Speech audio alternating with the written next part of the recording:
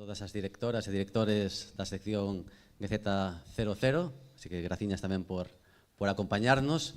Creo que batemos ose récord de participantes nun coloquio na historia do Figueo, pero bueno, entonces tratarei de non abarcar moitas preguntas para que tamén teñades a oportunidade de participar. Aos que nos siguen, as masas que nos siguen a través de YouTube, se queredes podedes tamén a través do chat achegar algunha pregunta. Vou empezar por orde de prosección. Entonces, o primeiro film foi O Corpiño. Aparte de un pouco de, ainda que só avanzachedes na presentación, quería que nos contarades un pouco como foi ese chegamento á temática e, sobre todo, que se tivechedes en conta, o sea, a miña sensación como espectador foi que entrando nesa temática poderíades caer un pouco pois no sensacionalismo ou digamos, na burla cara a ese lugar, esas creencias. Me parece que está feita dende o respeto. Entonces, non sei, nos poderías falar un pouquiño acerca diso. Bueno, como avanzou antes Antía, claro, nos achegábamos ao Corpiño, eu creo que como todo o mundo se escoita por primeira vez, co morbo, que o que somos pois como na primeira parte da peza. Pero, claro, isto era o noso traballo de fin de grao, entón tiña que ter como un componente bastante de investigación. Entón empezamos a ler moito, empezamos a visitar moitas veces Santa Bea de Losón, porque claro, que queríamos testemunhas da xente de ali, e ninguén quería falar connosco, porque estaban bastante saturados da representación que se fixera, sobre todo na Sexta.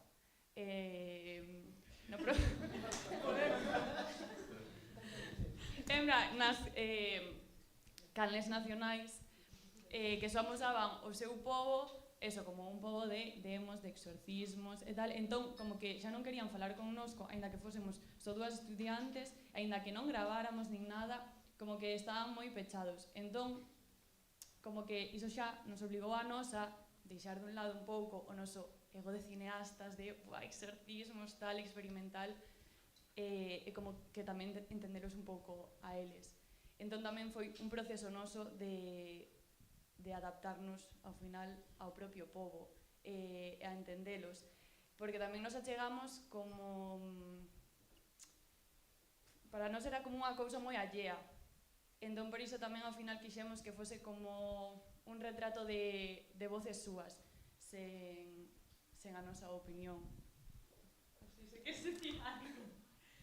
Sí, a ver, eu creo que tampouco somos quen de xulgar a fe de ninguén. É que hai moitísimos contextos que unha persoa, ao mellor por desesperación, non sei se nin eu mesma, se me pasa calquera cousa, teño que recorrer a esa vía.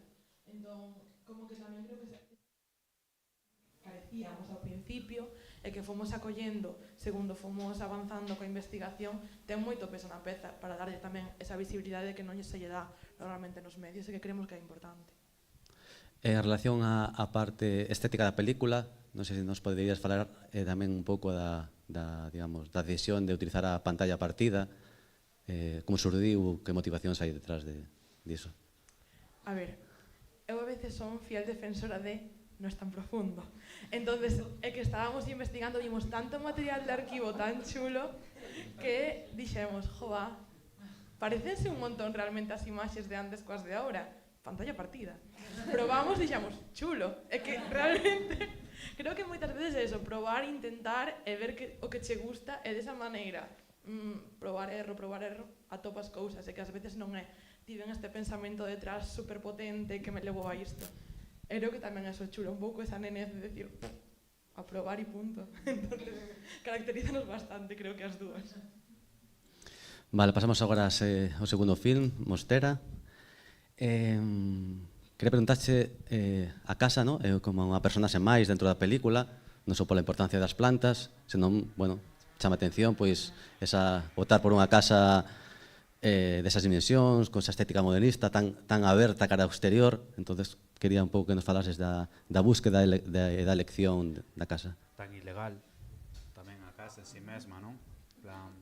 É dicir, está ocupando un espazo, está xogando cas fronteiras e sobrepasándoas, non? Está invadindo, invade o mar, invade todo, como un pouco é dicir, é completamente ilegal iso. O espazo é moi non sei, é violento en certo modo, non? Esta salía unha pasada, verdade, o sitio, o espazo, pero é un decorado, ten algo case de publicidade, en certo modo. Se estaba buscado, non? Facer un pouquiño, incluso ese escaparate, un invernadoiro, prácticamente, no? Que ela é unha planta, para él, non? Unha planta máis, un escaparate, que está un escaparate moi bonito, un trofeo, un espazo. Foi un poquinho a búsqueda dese espazo. Obviamente tamén que fora un espazo que a nivel de produción permitirá pois alosar, podíamos dormir no espazo, a nivel de movimentos por el, era moi interesante tamén para mover a cámara por el e tal. Tivo outras cousas, non? Por así decirlo. Pero en principio a nivel estético, a nivel de significado es... Sí, te iba a preguntar tamén que supuso un pouco que o 90% da película non só este rodada dentro da casa, senón no mesmo espacio da casa.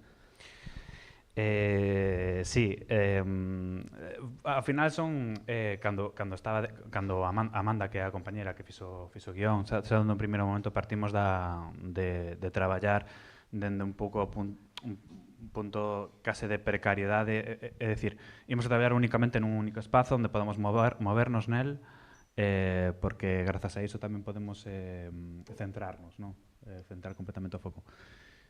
Partido un pouco iso. Cando falas de centrar, falas na interpretación, porque tamén me gustaría que nos falaras un pouco disso, non? De como traballaches cos intérpretes que durante toda a hora fluctúa moito a súa intensidade. Entón, como foi ese traballo? Sí, cando digo de centrar, refírome a que a veces, bueno, de que un pouco como a curta, non? Que todo parte dunha, o que podemos considerar como unha cousa pequena, mimia, pode estar escondendo cousas terribles detrás, monstruos terribles, cousas gigantescas detrás. É un pouco, parte un pouco diso. E despois, a hora de traballar cos intérpretes, traballamos, dando en primeiro momento, cos actores, tanto con Adri como con Aisa, buscamos replicar o espazo unha vez que decidimos que será o espazo onde íbamos a traballar, replicamos o espazo cas distancias reais, tivemos a sorte de poder replicalo e ter, non me acordo agora se foi un ensaio, 2 ensaios ou 2 días, penso que foi un día, onde podemos facer o xogo, non? O xogo nese espazo, movelos, xogar, a partir de aí reconducir o guión, cambiar cousas, xogar co espazo, antes de chegar ali, que penso que é moi interesante facer iso, sabes? Porque ti tes unha idea, tes un guión, pensas, bueno, como se pode mover, pero está moi guai experimentar se podes, non? Foi por eso. Vale, graciñas.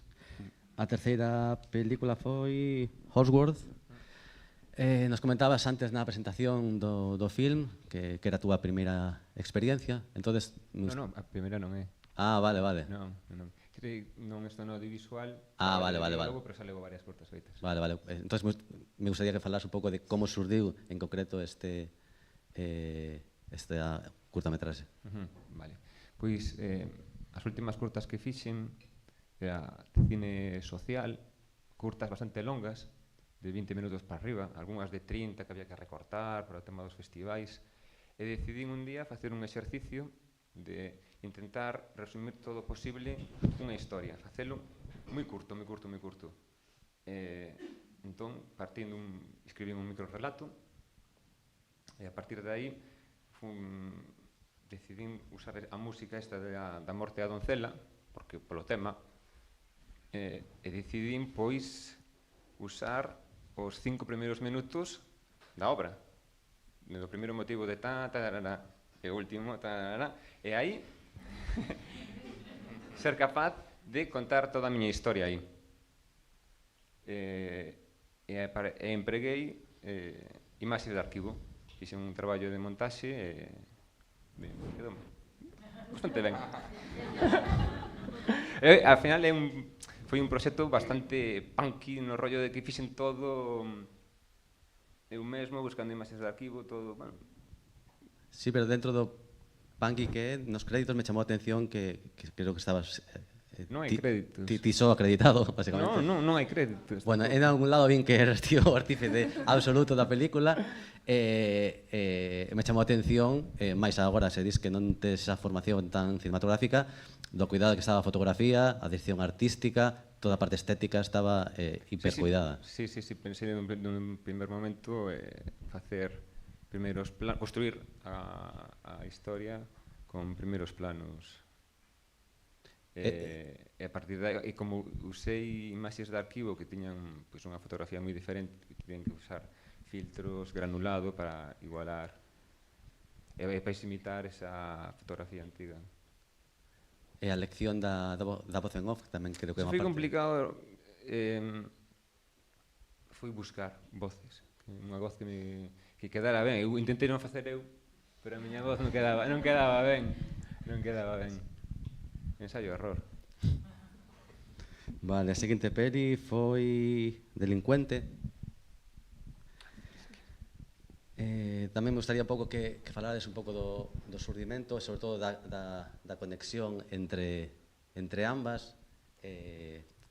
Obviamente, entendo que o poema era a parte central da obra dende o comezo. Non sei se a presencia física tamén estaba clara dende a túa presencia física dende o comezo ou non. O noso, é que antes preguntaron o mesmo. Dixeron, como foi o vozo macho? E dixeron, non, podemos sumarlle literatura, imaxe e non sei que, inventarnos unha historia de fascinación mutua. Escribiñe un correo a Alba porque eu quería que fose...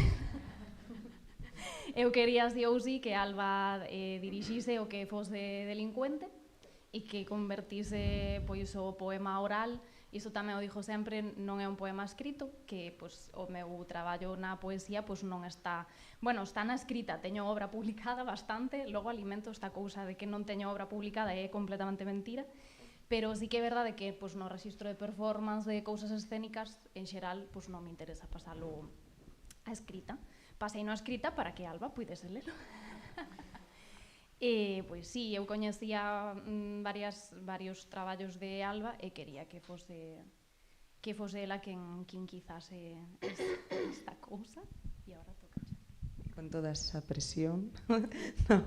No, foi moi guai, sí. O sea, coñecíamos como os traballos mutuos e creo que como que conversemos moi rápido, moi guai, sí que estaba moi claro que Nuria, pues por motivos obvios iba a ser como esa figura central e nada, despois un pouco o traballo foi así co escritura de guión e un pouco para diante, pero sí, foi sí a todo, sí. Dentro da peli hai como dous equilibrios, no? Que a mí me chamaron a atención, e non sei canto de consciente foi ese traballo. Por unha banda que no texto xa me remitía como a certa nostalgia dun pasado máis reivindicativo, pero a veces estaba todo moi conectado co presente. Entón, non sei se ese equilibrio era parte fundamental da construcción. E despois, por outra banda, tamén me parecía que ao principio da peza, entre a música e o texto, me parecía que o son se iba a comer o audiovisual, pero pouco a pouco o visual foi gañando dentro da peza buscando o seu equilibrio. Entón, non sei se nos podías falar igual cada unha delas das dúas cosas. Bueno, a primeira non recordo cal era, non pasa nada. A nostalgia... Vale, sí.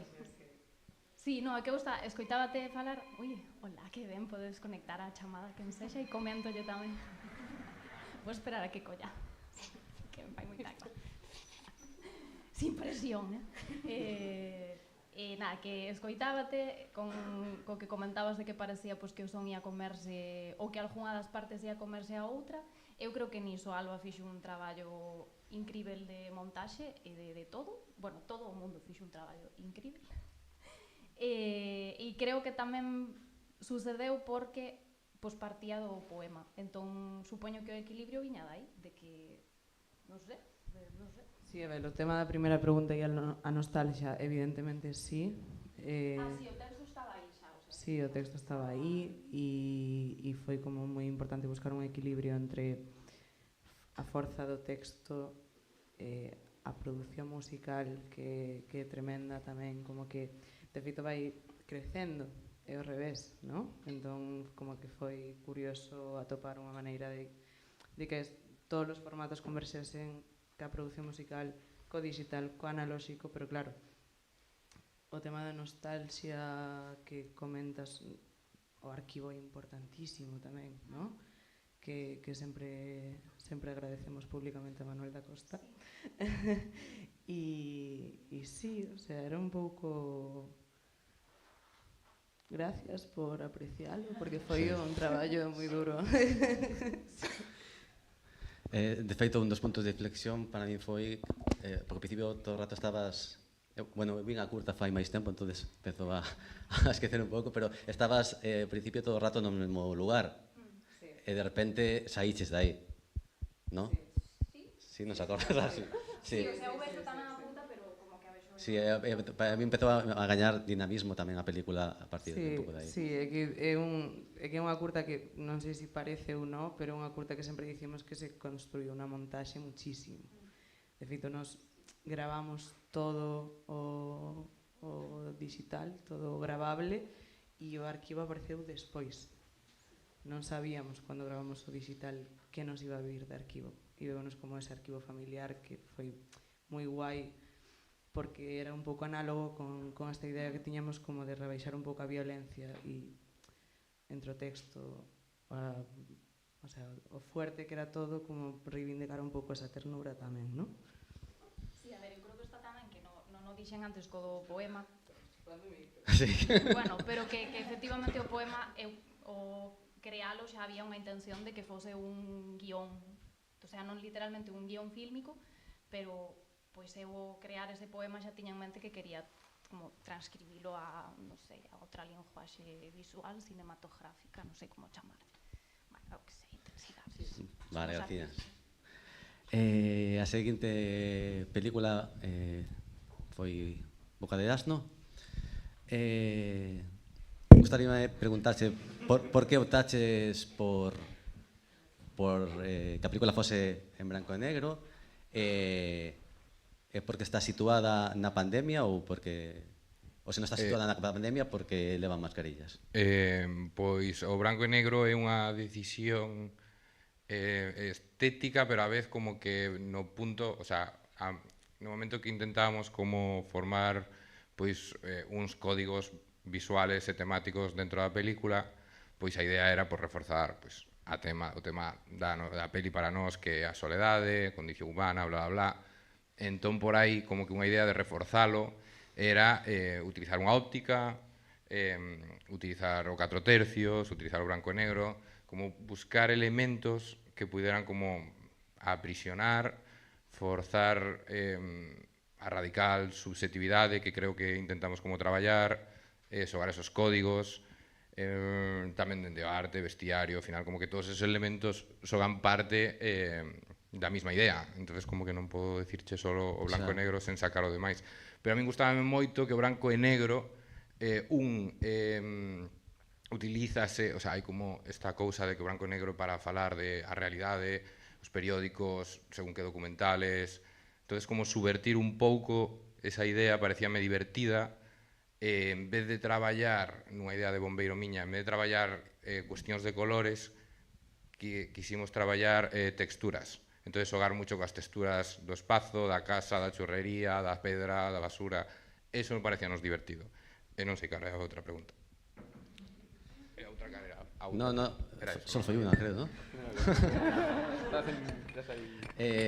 Bueno, dentro desa creación desa atmósfera, no, que sí que de todo o que comentas, os angulares tamén, ten un peso moi importante, sobre todo no ton cómico que ten a peli, pois a música. Non sei se nos podías falar un pouco do... Ai, que pena que estaba aquí, Damián, que non está. Pois,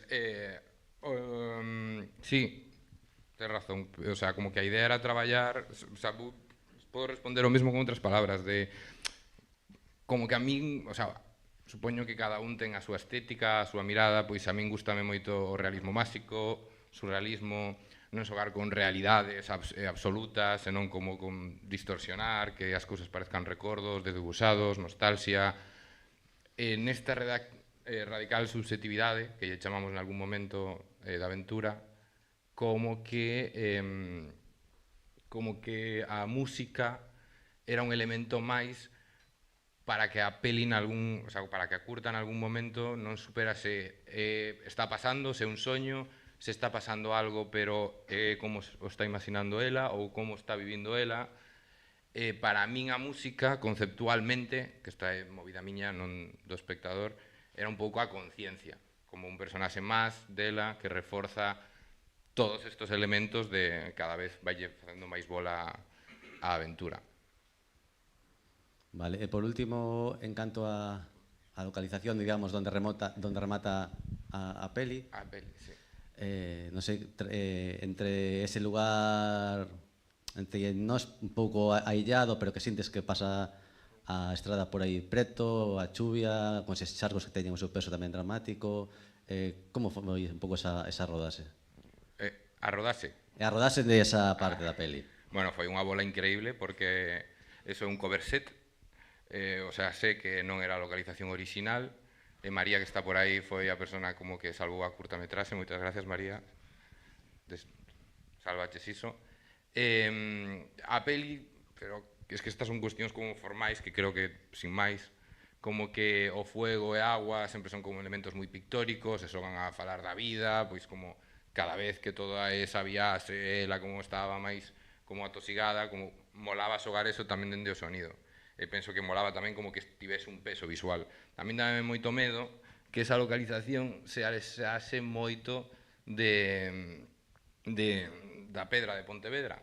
Pero cando chegamos e vimos que o final en blanco e negro funcionaba, que despois como todos os outros elementos eran como, pois eso, como unha caixa de cerillas de unha sola óptica, 4 tercios, blanco e negro, como que todo cazaba, tiña lógica en algún punto da miña cabeza, creo.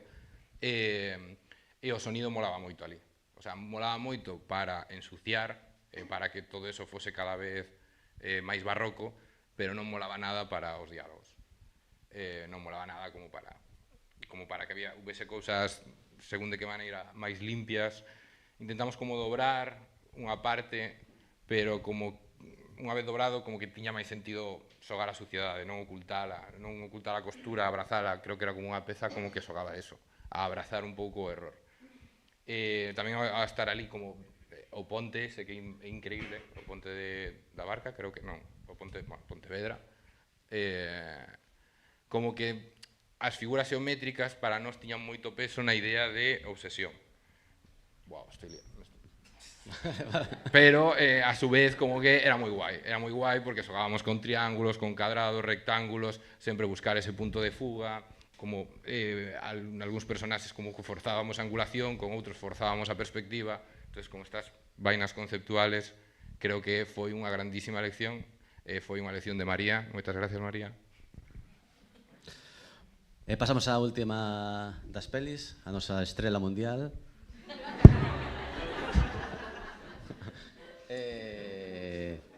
Algo novo que contar. Bueno, falabas na presentación tamén da importancia e da naturalidade de poder falar desa primeira experiencia. Entonces entendo que ese é o foco principal da película, pero tamén pensaba que igual teñen unha relación moi directa, pero tamén pensaba noutro aspecto que pois a imaxe corporal e a autoestima de unha mesma, sobre todo cando empezas a película con esas imaxes dos corpos baixo a auga, se isto tamén era como parte principal do discurso da peli.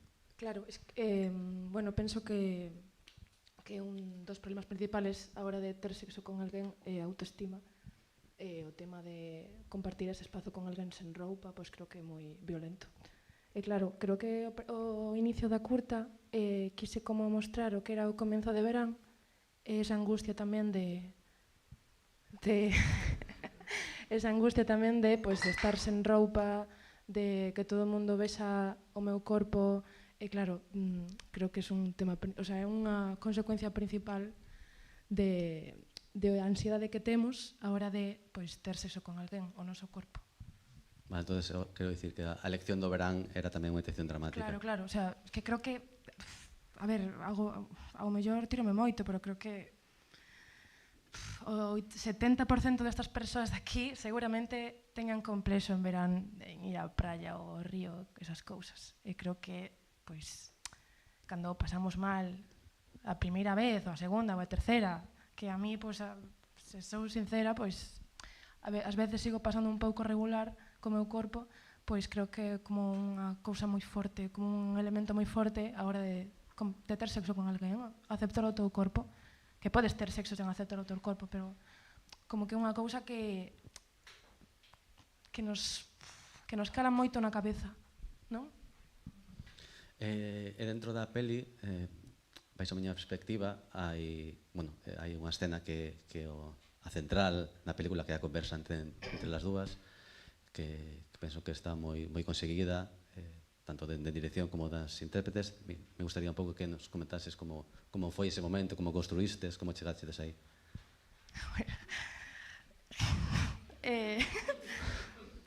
Eu shipeaba en secreto a Lidia e a Grial.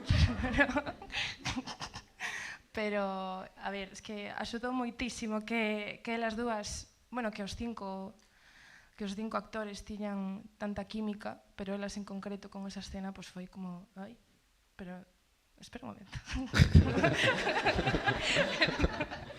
Non, pero es que vamos, es que eu agobiaba moitísimo esa escena porque non había dirixido así na miña vida, entonces claro, elas o fixeron tan fácil que foi como, ai, me estoy agobiando por unha tontería, en plan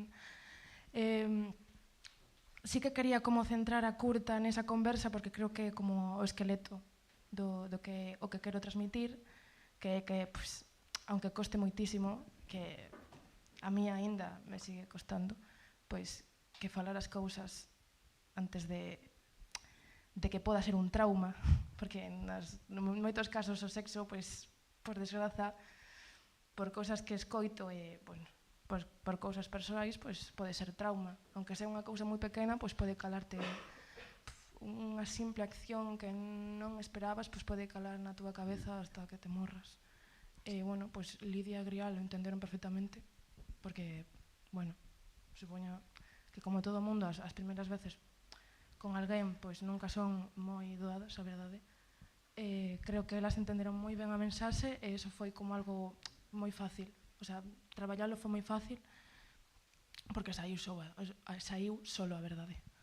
O sea, como espectador choca un pouco, o sea, agradeces un pouco porque na inmensa maioría do audiovisual se está utilizando, empregando o sexo de unha maneira totalmente oposta. Claro, es que, xa, é que claro, eu quería, es que cando comecei a escribir isto, estaba en plan, como podo escribirlo de unha maneira non morbosa e tampouco costume tanto, o sea, non sei se porque son muller, escribo sobre mulleres ou non sei, pero como que non me foi tan difícil escribir bueno, eu creo que non evitaba por todo caso, por todo alto o morbo, espero que o conseguir, me refero, pero como que non me parece tan difícil, en verdade, creo que para moita xente é super aceptable, pois o sexo é físico e o que sexa, en plan, para mí pois cóstame un pouco máis, pero non creo que sexa tan difícil pensar en como estás proxectando algo e o mensaxe que queres dar. O sea, a min, non sei. A mellor sou superdotada tamén, non sei. O sea, igual. Non, a ver, creo que o punto máis... Bueno, espero que ninguén enfadese aquí, pero... Bueno, as mulleres temos un punto de vista respecto ao sexo moi diferente aos homes, que ninguén se sienta mal, por favor, pero creo que, mira, creo que nos levamos a peor parte sempre, pareceme. Entonces, creo que non foi nada difícil, o sea, o meu punto de vista. Vale, bueno, graciñas a todas, a todos. Damos paso, se queredes, as preguntas da audiencia. Non sei se alguén quere... Ou non ten que por que ser unha pregunta, se calquera apreciación, comentario sobre as pezas.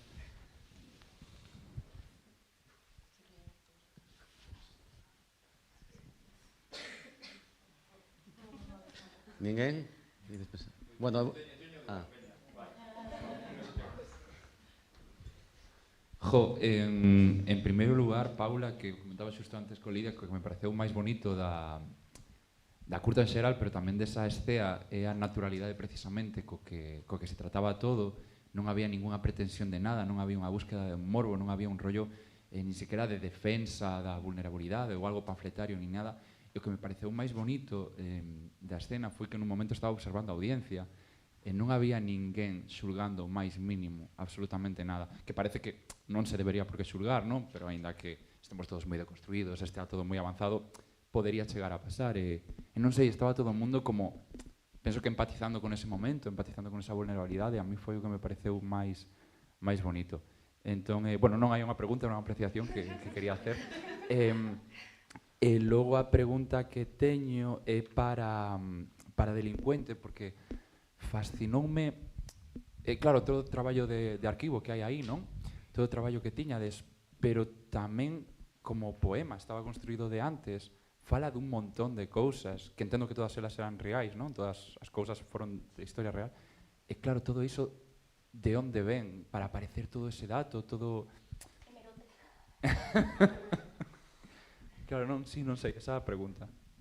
De onde veñen os datos, queres dicir? Como apareceu toda esa información para facer un poema? Ou será algo que ti xa soubeses de antes? No.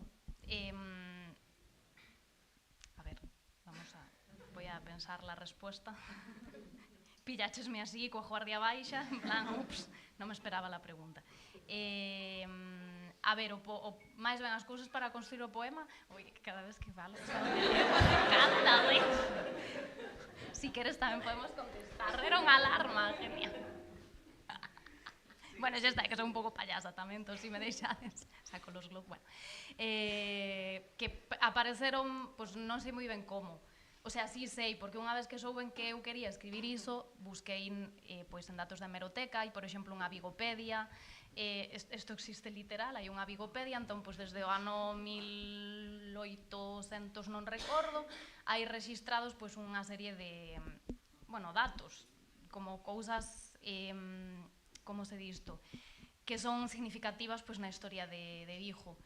Eu quería centrarme pois no final dos 80 e comezos dos 90, pois porque o cine kinky pois é desa época e eu estaba pois naquel intre como co cine kinky na cabeza. Nesa mesma época foi o boom de autoras, de feito cito varias no texto, que empezaron a escribir en galego con unha conciencia bastante forte feminista.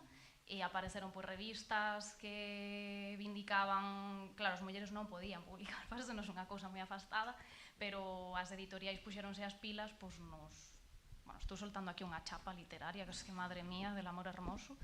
E eu descubrín a figura de la Maradona nun titular, un verso de Xela Arias, que tiña por ali anotado de eu sería delincuente, e así sucede a maxia da literatura comparada, que dices, oh, vaya, estas tres cosas.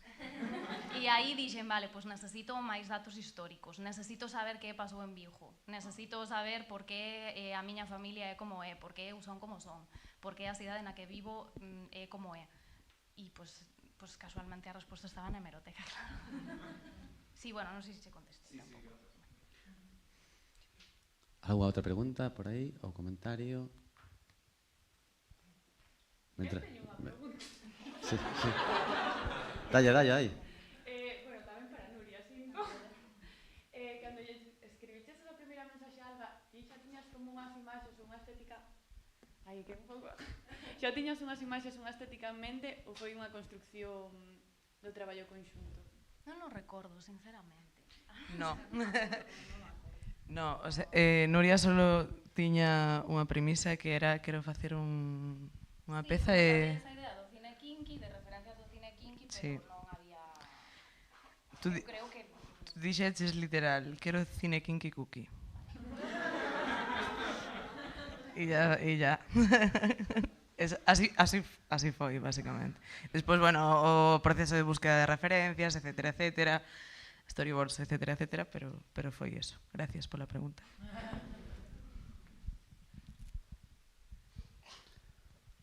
Alguna outra cosa por aí? En algo para recordar? Non sei se hai unha mensaxe ou de casualidade, se non recordo mal, como cara ao principio da película se ven uns limóns e cara ao final volven a ver limóns. Perdón, me estou confundindo o título, perdón. Algo novo que contar, perdón.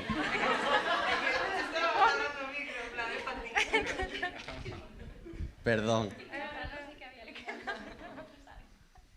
Volvo a preguntar, os limóns teñen un significado especial na túa peli? No, vale. Porque saen dúas veces e ben visibles ambas veces. Se me das 2 minutos, invéntome algo. No. Non, foi, bueno, está por aí a Dire de Arte, se quere responderte. Non, vale. Non, pero o amarelo é como unha cor moi chamativa, en plan, non era por nada en particular, a verdade. Vale. Alguna outra pregunta por aí? Bueno, moitos parabéns a todas. Foi un placer de sección, a verdad, ver todos os traballos.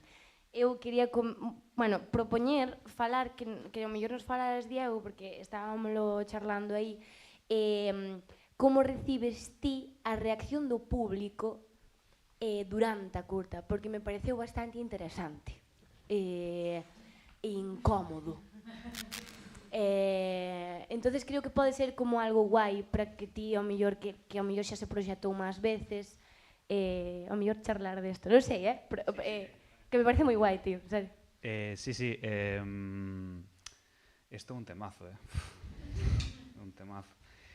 É moi distinto cada vez que estou farto, obviamente, penso que non sei se lle pasa aos demais compañeras, acabas absolutamente farto de ver unha outra vez as mesmas imaxes, cando estás traballando sobre todo nos ritmos, diferentes versións, acabas fartísimo. Bueno, penso que pasas, polo menos paso un proceso de odio absoluto ao que estou facendo, para volver a reencontrarme en algún momento, se cadra, e volverme a enamorar un pouco de algo que nunca quisen facer, pero é distinto, bueno, algo así, non? A verdade é que non ten nada que ver. Por exemplo, tiven a sorte de estar nunha tenda de plantas que invitáronnos para facer un pase a amigos da botánica. 11 persoas. Gritos e escándalo polo maltrato á planta en concreto. Percepción sesgada.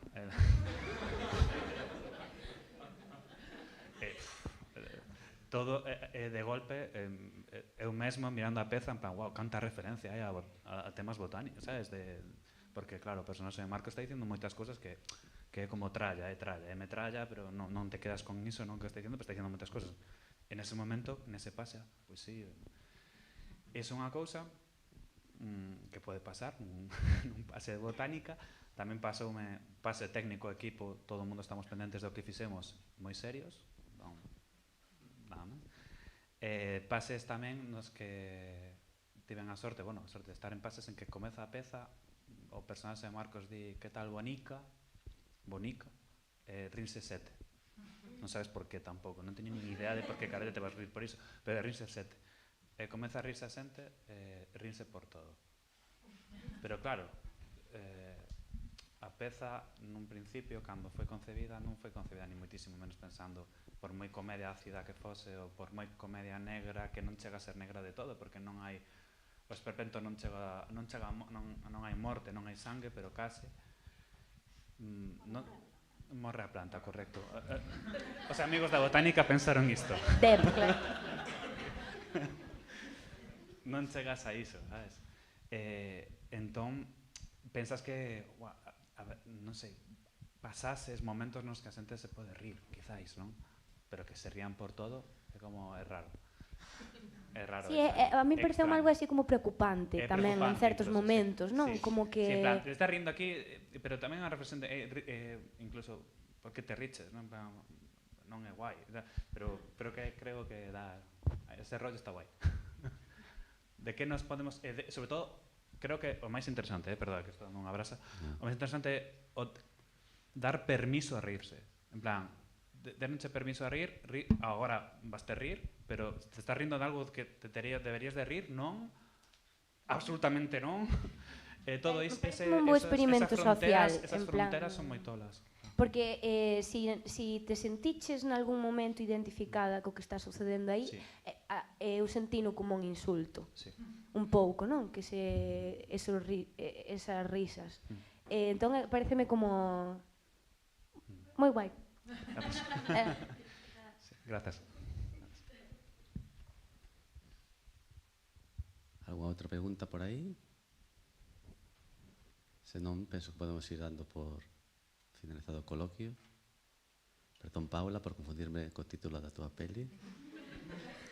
Estou empeñado en facela unha estrella. Primeiro lle digo estrella. Ahora, algo para recordar que é unha gran peli de Tom Hanks. Bueno, graciñas por participar a todas, a todos. Graciñas por vir. Mañá comezamos coa sección oficial do festival. Vos convido a ser partícipes. Estaremos aquí ata o sábado e nada, boa noite. Venga.